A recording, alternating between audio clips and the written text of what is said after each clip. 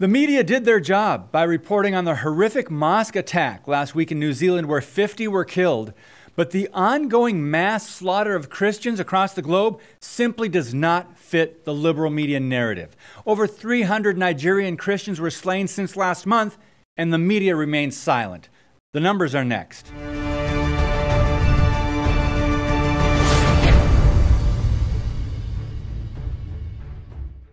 The radical Islamic group Boko Haram is responsible for killing thousands of Christians and displacing countless more in northern Nigeria. Over 2 million people have been forced to leave their homes due to severe persecution. The Muslim group known as the Fulani have also maimed or killed over 6,000 Christian women, children, and elderly in the last 2 years. Didn't hear about that either? I wonder why. The mainstream media, politicians, and world leaders took turns condemning the mosque attacks in New Zealand and denouncing the violence there. And rightly so. But now it's up to us to condemn the irresponsible reporting and silence surrounding the simultaneous massacre of scores of Christians by Muslim militants in Africa and the Middle East. Over 120 Christians were killed during the same 3 weeks in central Nigeria using machetes and gunfire to slaughter men, women, and children. They burned down over 140 houses, destroyed property, and spread terror. According to Breitbart News, the New York Times didn't cover it at all. Quote, apparently, when assessing all the news that's fit to print, the massacre of African Christians did not measure up.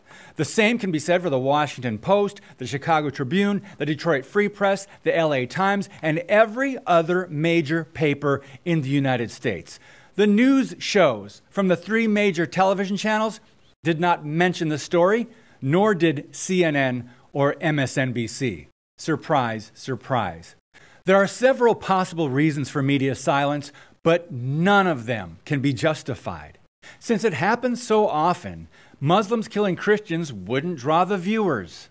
But a white supremacist shooting up a mosque lines right up with the PC media's agenda of what's considered newsworthy. Anti-Christian bias and bigotry has been rightly called the last acceptable prejudice. Who cares if Christians are offended? Talk about hypocrisy. Now, there's been a dramatic rise in Christian persecution already in 2019.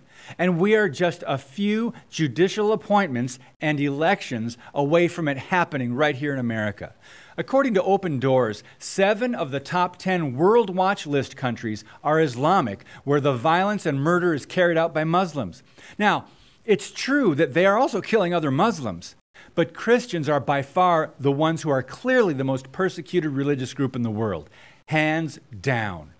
Other countries wanting to stamp out Christianity are Laos, Burma, and Vietnam, to mention a few, each making the top 20 list. The highest mover was China, where the greatest increase of persecution is taking place, and the management of religious affairs lies with the godless Communist Party. Millions have escaped countries such as Nigeria, Syria, and Iraq since 2015. Now, the Barnabas Fund reports nearly 300 people killed in at least 7 Christian villages across mid-Nigeria in February and this month, including brutal rapes and maiming with machetes. Where are the preachers of social justice? Where's the Me Too movement? Where are the feminists?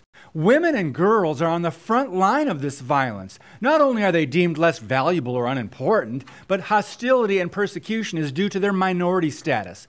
Among the abuses faced by women and girls, kidnapping and forced marriage, beatings, rape, having acid thrown in their faces, domestic violence, and honor killings. Where are those against racism when it comes to renouncing the genocide of black Christians? Now, is this all too hard for you to hear? Pray for them and step back and imagine having to go through it yourself. And thank God if you live in America where religious freedoms are still a protected right for now. Let's remember our persecuted brothers and sisters. I'm David Fiorazo. God bless you and keep speaking the truth about things that matter.